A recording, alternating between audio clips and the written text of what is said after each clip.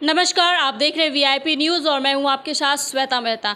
बिहार में राजनीतिक गठबंधन बीजेपी से तोड़कर नीतीश कुमार राजद के साथ नई सरकार बना चुके हैं। तो इस मामले में हम बात करेंगे आज बीजेपी के राज्य कार्यकारिणी समिति के सदस्य संतोष ठाकुर से। स्वागत है सर आपका हमारे चैनल में।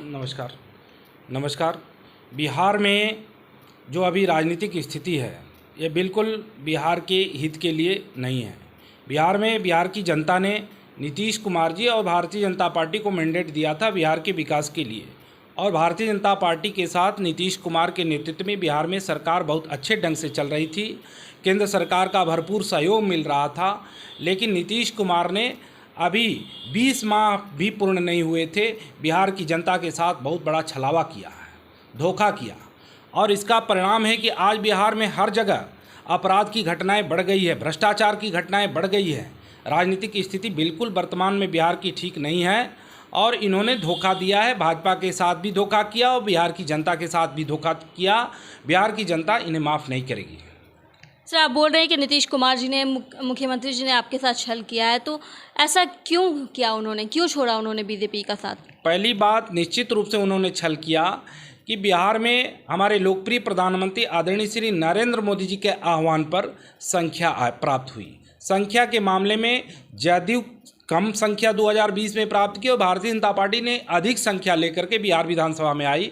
इसके बावजूद भी हमारे केंद्रीय नेतृत्व ने पहले चूंकि कमिटमेंट कर चुका था, उस आधार पर तय हुआ कि नीतीश कुमार ही बिहार सरकार का नेतृत्व करेंगे। लेकिन नीतीश कुमार जी यह चाहते थे कि हम जैसे चाहें वैसे शासन चलाएं, भ्रष्टाचार के आकंठ में कहीं भी कोई घटना हो तो भाजपा का नेतृत्व कहीं उस पर आवाज़ न उठाएं, भाजपा के लोग न बोलें, या उससे भी बड़ी बात उनके मन में ये सपना डाला गया है कि आप अगले प्रधानमंत्री का दावेदार हो सकते हैं, देश का प्रधानमंत्री बन सकते हैं। लेकिन नीतीश कुमार जी ये समझ ले, भारत में 2024 में प्रधानमंत्री की कोई वैकेंसी नहीं है। देश के लोकप्रिय प्रधानमंत्री आदरणीय श्री नरेंद्र मोदी जी निश्चित रूप से 2024 में पुनः भारत के प्रधानमंत्री बनने जा रहे हैं। मेरा कहना है इसी स्वप्न के आधार पर नीतीश कुमार जी ने विपक्ष में गए, विपक्ष के लोगों के साथ बिहार में सरकार बनाई है और आज पूरे भारत में दिल्ली जा कर के और कहां कहां जा कर के गोलबंदी का प्रयास कर रहे हैं। वह गोलबंदी भी सफल नहीं होना है। इन्होंने निश्चित रूप से बिहार की जनता के साथ छल किया है। जब से महागठबंधन की सरकार बनी है तब से अपराध का ग्राफ जो है वो बढ़ता चला जा रहा है।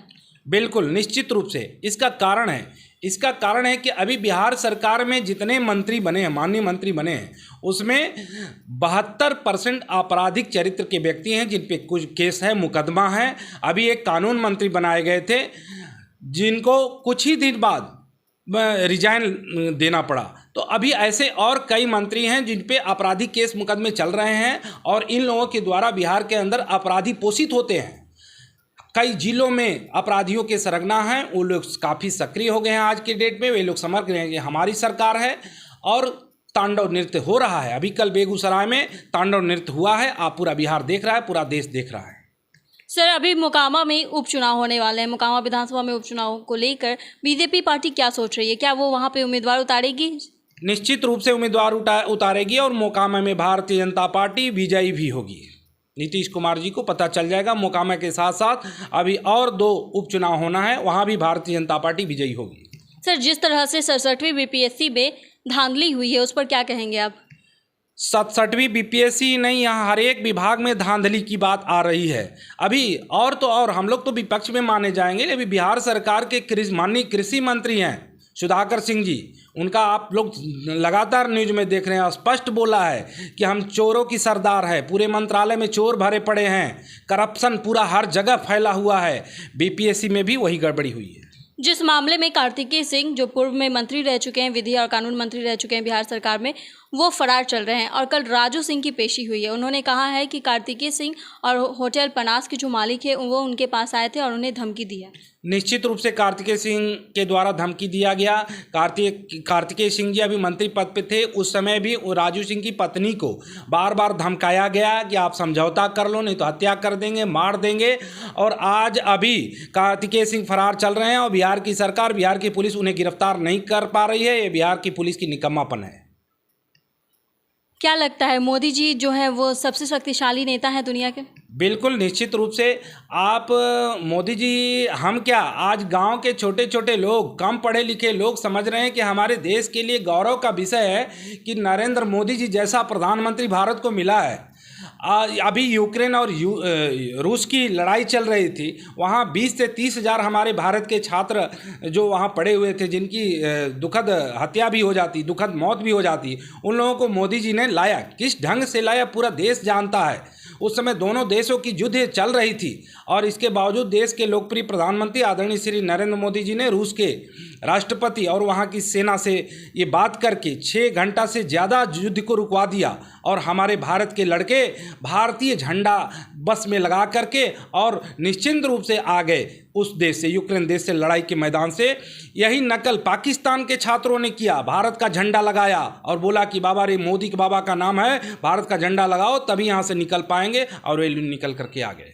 सर, लगातार महीनों से बीटीईटी के छात्र जो हैं वो गर्दनीबाग में प्रदर्शन कर रहे हैं और अभी भी वो प्रदर्शन कर रहे हैं, इस पे क्या कहेंगे आप? छात्रों को, बिहार के जवानों को, नौजवानों को स्वप्न दिखाया गया है। बिहार की सरकार में आज एक और उप मुख्यमंत्री जी हैं, तेजस्वी यादव जी। इन्होंने जब चुनाव लड़ा था तो बिहार की जनता को आश्वासन दिया था कि हम अगर सरकार में आएंगे तो पहले दिन ही 10 लाख वैकेंसी निकालेंगे। अभी इनकी कितनी नियुक्तियां होगी ये आगे गिनना बाकी है। नौजवानों को कुछ भरोसा बढ़ा था, लेकिन नौजवानों का भरोसा टूट रहा है। यह सरकार कोई रोजगार देने वाली नहीं है। जो रोजगार लोग कर रहे हैं उन लोगों का पेमेंट पे लाला पड़ गया है। ये लोग बीटीटी के छात्र और सीटीटी के और तमाम छात्रों को बरगलाने का काम कर रहे हैं, उन लोगों को भला नहीं करने वाले हैं। शराबबंदी पे क्या कहेंगे सर? लगातार शराबबंदी होने के बावजूद भी शराब पकड़े जा रहे हैं, यहाँ तक कि जहरीली शराब से मौतें भी हो रही है और मौतों का ग्राफ भी बढ़ चुका है पहले के मुकाबले। शराबबंदी इन्होंने अपने को हमारे बिहार के मुख्यमंत्री जी ने अपने को ऐतिहासिक पुरुष साबित करने के लिए शराबबंदी का नियम लाया बिहार में। भारतीय जनता पार्टी उस समय सहयोग कर रही थी। भारतीय जनता पार्टी के हमारे कई नेता इस विषय को उठाए कि शराबबंदी के कानून की समीक्षा होनी चाहिए। मेरा भी व्यक्तिगत अगर सुझाव मांगा जाए तो मैं ये कहूँगा कि बिहार में अन्य राज्यों की तरह शराब पॉलिसी होनी चाहिए। बिहार में अभी ऐसी शराब पॉलिसी है कि शराब लोग चोरी छुपे धड़ल्ले सब लोगों को मिल रहा है और राज्य का राजस्व का नुकसान भी हो रहा है। बिहार के जितने पुलिस तंत्र है उसी में उनकी एनर्जी लगी हुई है, अपराध उसकी वजह से बढ़ रहा है। इसलिए इस शराबबंदी सफल नहीं है, इस पर समीक्षा होनी चाहिए। सर, अभी देखा जा रहा है बेगूसराय का जो ताज़ा मामला और डीजीपी से बात कर रहे हैं नीतीश कुमार, इस मामले में क्या कहेंगे आप? Nitish Kumar confused chief minister हो गए हैं। अब इनके बस में बिहार का शासन नहीं रहा है, इनके बस में कोई मिनिस्टर नहीं रहेगा।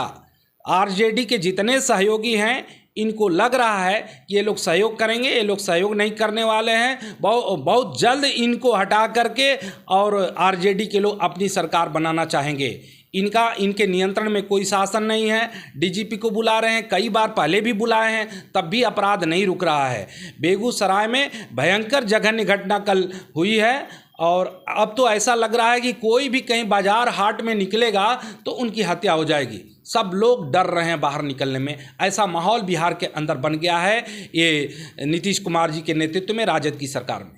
लेकिन लोग तो कह रहे हैं युवाओं की सरकार है, युवा लोग हैं, तेजस्वी यादव युवा है, उनसे कुछ अच्छा होगा, उम्मीद लगाई जा रही है। नहीं, बिल्कुल नहीं। तेजस्वी यादव क्या करेंगे, वे करें, सामने दिखाई पड़ेगा। जुआ तो हर पार्टी में है, जुआ सोच होनी चाहिए, जुआओं के विकास की सोच होनी चाहिए। लेकिन यहाँ तो सब लोग भ्रष्टाचार के आकंठ में डूबे हुए हैं। स्वयं को बचाव के लिए, स्वयं के स्वार्थ से ये गठबंधन बना हुआ है नीतीश कुमार जी के नेतृत्व में आरजेडी के साथ। तो ये लोग जुआओं का हमारे ख्याल से कुछ बिल्कुल भला नहीं करने वाले। सर, बिहार में देखा जाता है कि ज़्यादातर सरकारें गठबंधन से बनती है, क्या बिना गठबंधन के कभी कोई सरकार नहीं बन सकती है? अब निश्चित रूप से गठबंधन की सरकारें बनेगी। भारतीय जनता पार्टी की अगली सरकार स्वयं की सरकार होगी और भारतीय जनता पार्टी के नेतृत्व में बिहार का विकास यूपी की तरह प्रगति पे दौड़ेगा। 2024 के चुनाव में क्या लगता है सर? 2024 के चुनाव में बिहार में लोकसभा चुनाव में 40 में से 39 सीट भारतीय जनता पार्टी अपने दम पर प्रधानमंत्री मोदी जी के नेतृत्व में जीतेगी। कोई युवा चेहरे आएंगे? हमारे पार्टी में बहुत युवा चेहरा है जो पार्टी का केंद्रीय नेतृत्व तय करता है। जिनको मौका मिलेगा वह चेहरा सामने आएगा। है कि सबसे शीर्ष एग्ज़ाम है देश का यूपीएससी, जिसके लिए बहुत पढ़ना पड़ता है, ऐसा लोग कहते हैं, ठीक है। लेकिन अगर राजनीति में कोई आगे बढ़ना चाहे तो क्या उसके लिए कोई पढ़ाई नहीं है? उसके लिए कोई भी नेता बन जाते, उसके लिए कोई क्वालिफिकेशन का क्राइटेरिया नहीं रखा गया है?